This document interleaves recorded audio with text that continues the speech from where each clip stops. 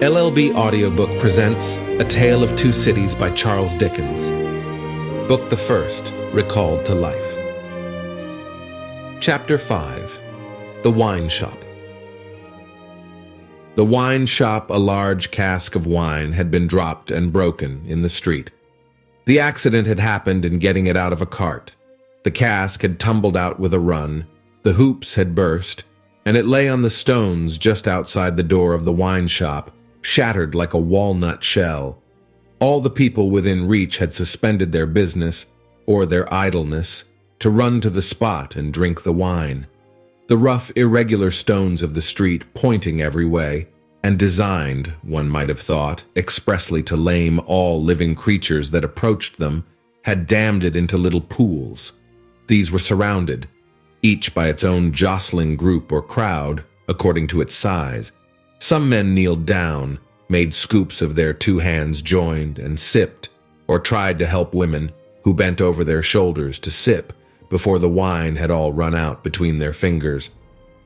Others, men and women, dipped in the puddles with little mugs of mutilated earthenware, or even with handkerchiefs from women's heads, which were squeezed dry into infants' mouths.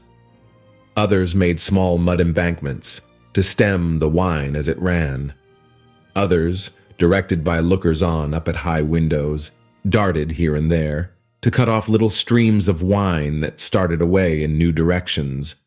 Others devoted themselves to the sodden and lee-dyed pieces of the cask, licking and even champing the moister wine-rotted fragments with eager relish.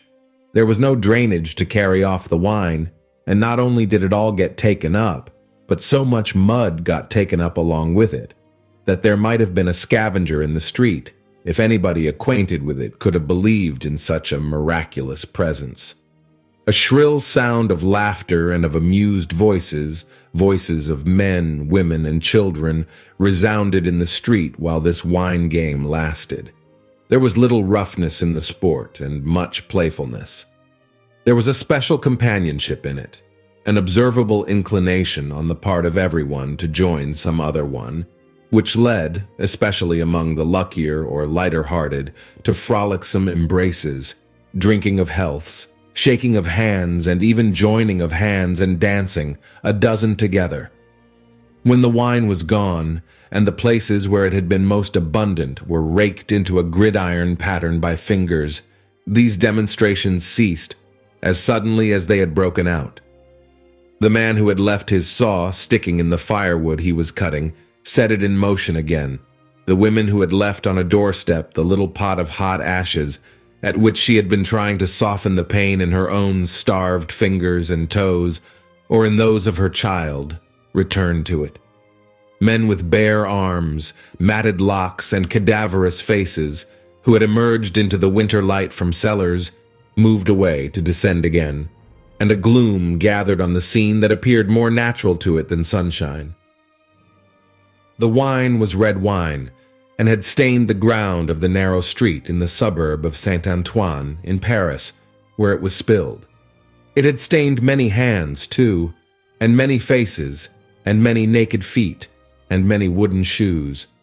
The hands of the man who sawed the wood left red marks on the billets, and the forehead of the woman who nursed her baby was stained with the stain of the old rag she wound about her head again. Those who had been greedy with the staves of the cask had acquired a tigerish smear about the mouth, and one tall joker so besmirched, his head more out of a long, squalid bag of a nightcap than in it, scrawled upon a wall with his finger dipped in muddy wine lees, blood. The time was to come when that wine too would be spilled on the street stones, and when the stain of it would be read upon many there. And now that the cloud settled on Saint Antoine, which a momentary gleam had driven from his sacred countenance, the darkness of it was heavy. Cold, dirt, sickness, ignorance, and want were the lords in waiting on the saintly presence, nobles of great power, all of them, but most especially the last. Samples of a people that had undergone a terrible grinding and regrinding in the mill, and certainly not in the fabulous mill which ground old people young, shivered at every corner, passed in and out at every doorway, looked from every window, fluttered in every vestige of a garment that the wind shook. The mill which had worked them down was the mill that grinds young people old. The children had ancient faces and grave voices, and upon them, and upon the grown faces, and ploughed into every furrow of age and coming up afresh, was the sigh, hunger. It was prevalent everywhere. Hunger was pushed out of the tall houses, in the wretched clothing that hung upon poles and lines. Hunger was patched into them with straw and rag and wood and paper. Hunger was repeated in every fragment of the small modicum of firewood that the man sawed off. Hunger stared down from the smokeless chimneys and started up from the filthy street that had no offal, among its refuse, of anything to eat. Hunger was the inscription on the baker's shelves, written in every small loaf of his scanty stock of bad bread, at the sausage shop, in every dead dog preparation that was offered for sale. Hunger rattled its dry bones among the roasting chestnuts in the turned cylinder. Hunger was shred into atomics in every farthing porringer of husky chips of potato, fried with some reluctant drops of oil. Its abiding place was in all things fitted to it. A narrow winding street, full of offense and stench, with other narrow winding streets diverging, all peopled by rags and nightcaps, and all smelling of rags and nightcaps, and all visible things with a brooding look upon them that looked ill. In the hunted air of the people, there was yet some wild beast thought of the possibility of turning at bay. Depressed and slinking though they were, eyes of fire were not wanting among them, nor compressed lips, white with what they suppressed, nor foreheads knitted into the likeness of the gallows rope they mused about enduring or inflicting. The trade signs, and they were almost as many as the shops, were all grim illustrations of want. The butcher and the porkman painted up, only the leanest scrags of meat, the baker, the coarsest of meager loaves. The people rudely pictured as drinking in the wine shops, croaked over their scanty measures of thin wine and beer, and were gloweringly confidential together. Nothing was represented in a flourishing condition, save tools and weapons, but the cutler's knives and axes were sharp and bright, the smith's hammers were heavy, and the gunmaker's stock was murderous. The crippling stones of the pavement, with their many little reservoirs of mud and water, had no footways, but broke off abruptly at the doors. The kennel, to make amends, ran down the middle of the street, when it ran at all, which was only after heavy rains, and then it ran by many eccentric fits into the houses. Across the streets, at wide intervals, one clumsy lamp was slung by a rope and pulley. At night, when the lamplighter had let these down and lighted and hoisted them again, a feeble grove of dim wicks swung in a sickly manner overhead, as if they were at sea. Indeed, they were at sea, and the ship and crew were in peril of tempest. For the time was to come when the gaunt scarecrows of that region should have watched the lamplighter, in their idleness and hunger, so long as to conceive the idea of improving on his method, and hauling up men by those ropes and pulleys, to flare upon the darkness of their condition. But the time was not come yet, and every wind that blew over France shook the rags of the scarecrows in vain, for the birds, fine of song and feather, took no warning.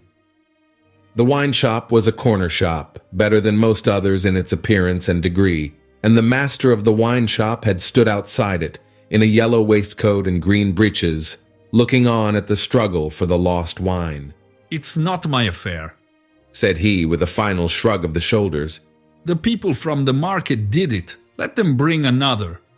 There, his eyes happening to catch the tall joker writing up his joke, he called to him across the way. "Say then, my Gaspard, what do you do there?" The fellow pointed to his joke with immense significance, as is often the way with his tribe. It missed its mark and completely failed, as is often the way with his tribe too. "What now? Are you a subject for the mad hospital?" said the wine shop keeper, crossing the road and obliterating the jest with a handful of mud picked up for the purpose and smeared over it. Why do you write in the public streets? Tell me thou, is there no other place to write such words in? In his expostulation, he dropped his cleaner hand, perhaps accidentally, perhaps not, upon the joker's heart. The joker rapped it with his own, took a nimble spring upward, and came down in a fantastic dancing attitude, with one of his stained shoes jerked off his foot into his hand and held out. A joker of an extremely, not to say wolfishly practical character, he looked under those circumstances. Put it on, said the other. Call wine, wine, and finish there. With that advice, he wiped his soiled hand upon the joker's dress, such as it was, quite deliberately, as having dirtied the hand on his account, and then recrossed the road and entered the wine shop. This wine shop keeper was a bull-necked, martial-looking man of 30, and he should have been of a hot temperament, for, although it was a bitter day, he wore no coat, but carried one slung over his shoulder. His shirt sleeves were rolled up too, and his brown arms were bare to the elbows. Neither did he wear anything more on his head than his own crisply curling, short, dark hair. He was a dark man altogether, with good eyes and a good bold breadth between them, good-humored looking on the whole, but implacable looking too, evidently a man of a strong resolution and a set purpose, a man not desirable to be met, rushing down a narrow pass with a gulf on either side, for nothing would turn the man. Madame Defarge, his wife, sat in the shop behind the counter as he came in. Madame Defarge was a stout woman of about his own age, with a watchful eye that seldom seemed to look at anything, a large hand heavily ringed, a steady face, strong features, and great composure of manner. There was a character about Madame Defarge, from which one might have predicated that she did not often make mistakes against herself in any of the reckonings over which she presided. Madame Defarge, being sensitive to cold, was wrapped in fur, and had a quantity of bright shawl twined about her head, though not to the concealment of her large earrings. Her knitting was before her, but she had laid it down to pick her teeth with a toothpick. Thus engaged, with her right elbow supported by her left hand, Madame Defarge said nothing when her lord came in, but coughed just one grain of cough. This, in combination with the lifting of her darkly defined eyebrows over her toothpick by the breadth of a line, suggested to her husband that he would do well to look round the shop among the customers, for any new customer who had dropped in while he stepped over the way. The wine shop keeper accordingly rolled his eyes about, until they rested upon an elderly gentleman and a young lady who were seated in a corner. Other company were there, 2 playing cards, 2 playing dominoes, 3 standing by the counter lengthening out a short supply of wine. As he passed behind the counter, he took notice that the elderly gentleman said in a look to the young lady, "This is our man." What the devil do you do in that galley there? Said Monsieur Defarge to himself. I don't know you. But he feigned not to notice the 2 strangers and fell into discourse with the triumvirate of customers who were drinking at the counter. How goes it, Jacques? Said one of these 3 to Monsieur Defarge. Is all the spilt wine swallowed? Every drop, Jacques, answered Monsieur Defarge. When this interchange of Christian name was effected, Madame Defarge, picking her teeth with her toothpick, coughed another grain of cough, and raised her eyebrows by the breadth of another line. It is not often, said the second of the 3, addressing Monsieur Defarge, that many of these miserable beasts know the taste of wine, or of anything but black bread and death. Is it not so, Jacques?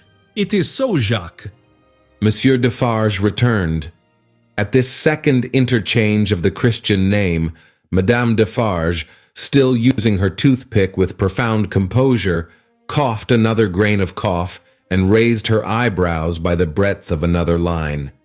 The last of the 3 now said his say, as he put down his empty drinking vessel and smacked his lips.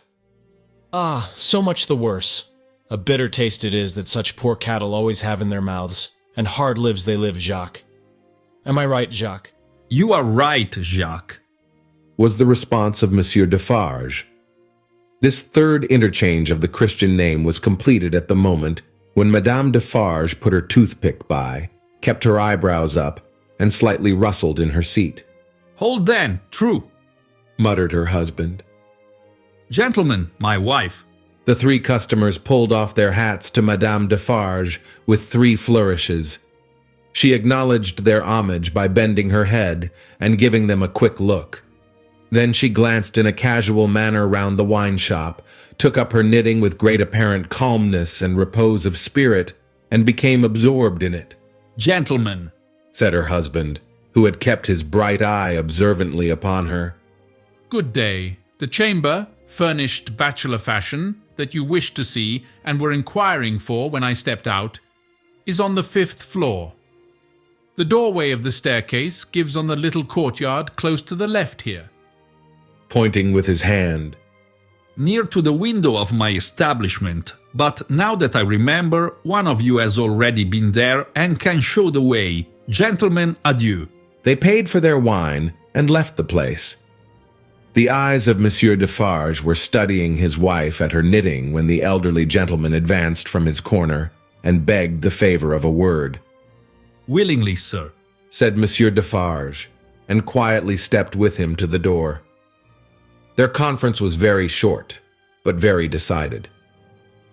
Almost at the first word, Monsieur Defarge started and became deeply attentive. It had not lasted a minute when he nodded and went out. The gentleman then beckoned to the young lady, and they too went out. Madame Defarge knitted with nimble fingers and steady eyebrows, and saw nothing.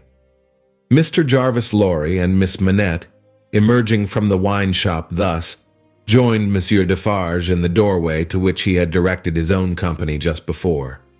It opened from a stinking little black courtyard, and was the general public entrance to a great pile of houses, inhabited by a great number of people. In the gloomy tile-paved entry to the gloomy tile-paved staircase, Monsieur Defarge bent down on one knee to the child of his old master, and put her hand to his lips. It was a gentle action, but not at all gently done. A very remarkable transformation had come over him in a few seconds. He had no good humor in his face, nor any openness of aspect left, but had become a secret, angry, dangerous man. It is very high, it is a little difficult, better to begin slowly. Thus Monsieur Defarge, in a stern voice to Mr. Lorry, as they began ascending the stairs. Is he alone? Alone. God help him, who should be with him? Said the other in the same low voice. Is he always alone then? Yes. Of his own desire? Of his own necessity, as he was when I first saw him after they found me and demanded to know if I would take him and at my peril be discreet. As he was then, so he is now. He is greatly changed? Changed. The keeper of the wine shop stopped to strike the wall with his hand and mutter a tremendous curse. No direct answer could have been half so forcible. Mr. Lorry's spirits grew heavier and heavier as he and his 2 companions ascended higher and higher. Such a staircase, with its accessories, in the older and more crowded parts of Paris, would be bad enough now. But at that time, it was vile indeed to unaccustomed and unhardened senses. Every little habitation within the great foul nest of one high building, that is to say the room or rooms within every door that opened on the general staircase, left its own heap of refuse on its own landing, besides flinging other refuse from its own windows. The uncontrollable and hopeless mass of decomposition so engendered would have polluted the air, even if poverty and deprivation had not loaded it with their intangible impurities. The 2 bad sources combined made it almost insupportable. Through such an atmosphere, by a steep dark shaft of dirt and poison, the way lay. Yielding to his own disturbance of mind, and to his young companion's agitation, which became greater every instant, Mr. Jarvis Lorry twice stopped to rest. Each of these stoppages was made at a doleful grating, by which any languishing good airs that were left uncorrupted seemed to escape, and all spoilt and sickly vapors seemed to crawl in. Through the rusted bars, tastes, rather than glimpses, were caught of the jumbled neighborhood, and nothing within range, nearer or lower than the summits of the two great towers of Notre Dame, had any promise on it of healthy life or wholesome aspirations. At last, the top of the staircase was gained, and they stopped for the third time. There was yet an upper staircase, of a steeper inclination and of contracted dimensions, to be ascended before the garret story was reached. The keeper of the wine shop, always going a little in advance, and always going on the side which Mr. Lorry took, as though he dreaded to be asked any question by the young lady, turned himself about here, and, carefully feeling in the pockets of the coat he carried over his shoulder, took out a key. "The door's locked then, my friend?" said Mr. Lorry, surprised. "Aye, yes," was the grim reply of Monsieur Defarge. "You think it necessary to keep the unfortunate gentleman so retired?" "I think it necessary to turn the key." Monsieur Defarge whispered it closer in his ear and frowned heavily. "Why?" "Why, because he has lived so long locked up that he would be frightened, rave, tear himself to pieces, die, come to I know not what harm if his door was left open." "Is it possible?" exclaimed Mr. Lorry. "Is it possible?" repeated Defarge bitterly. "Yes, and a beautiful world we live in, when it is possible, and when many other such things are possible, and not only possible, but done, see you, under that sky there every day. Long live the devil, let us go on." This dialogue had been held in so very low a whisper that not a word of it had reached the young lady's ears. But by this time she trembled under such strong emotion, and her face expressed such deep anxiety, and, above all, such dread and terror, that Mr. Lorry felt it incumbent on him to speak a word or two of reassurance. "Courage, dear miss. Courage. Business. The worst will be over in a moment. It is but passing the room door, and the worst is over. Then all the good you bring to him, all the relief, all the happiness you bring to him begin. Let our good friend here assist you on that side. That's well, friend Defarge. Come now, business, business." They went up slowly and softly. The staircase was short, and they were soon at the top.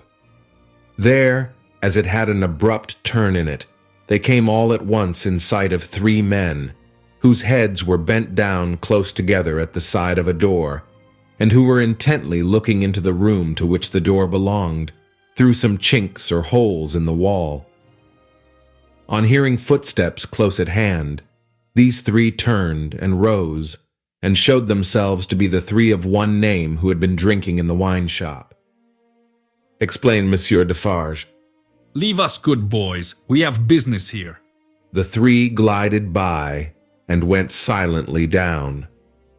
There appearing to be no other door on that floor, and the keeper of the wine shop going straight to this one when they were left alone, Mr. Lorry asked him in a whisper, with a little anger, "Do you make a show of Monsieur Manette?" "I show him in the way you have seen to a chosen few." "Is that well?" "I think it is well." "Who are the few? How do you choose them?" "I choose them as real men of my name. Jacques is my name, to whom the sight is likely to do good. Enough, you are English, that is another thing. Stay there, if you please, a little moment." Business, he urged, with a moisture that was not of business shining on his cheek. Come in. "I'm afraid of it." She answered, shuddering. "Of it? What?" "I mean of him, of my father." Rendered in a manner desperate, by her state and by the beckoning of their conductor, he drew over his neck the arm that shook upon his shoulder, lifted her a little, and hurried her into the room. He sat her down just within the door, and held her, clinging to him. Defarge drew out the key, closed the door, locked it on the inside, took out the key again, and held it in his hand. All this he did, methodically, and with as loud and harsh an accompaniment of noise as he could make. Finally, he walked across the room with a measured tread to where the window was. He stopped there and faced round. The garret, built to be a depository for firewood and the like, was dim and dark, for the window of dormer shape was in truth a door in the roof, with a little crane over it for the hoisting up of stores from the street, unglazed and closing up the middle in two pieces, like any other door of French construction. To exclude the cold, one half of this door was fast closed, and the other was open but a very little way. Such a scanty portion of light was admitted through these means, that it was difficult, on first coming in, to see anything, and long habit alone could have slowly formed in anyone the ability to do any work requiring nicety in such obscurity. Yet work of that kind was being done in the garret, for with his back towards the door, and his face towards the window where the keeper of the wine shop stood looking at him, a white-haired man sat on a low bench, stooping forward and very busy, making shoes.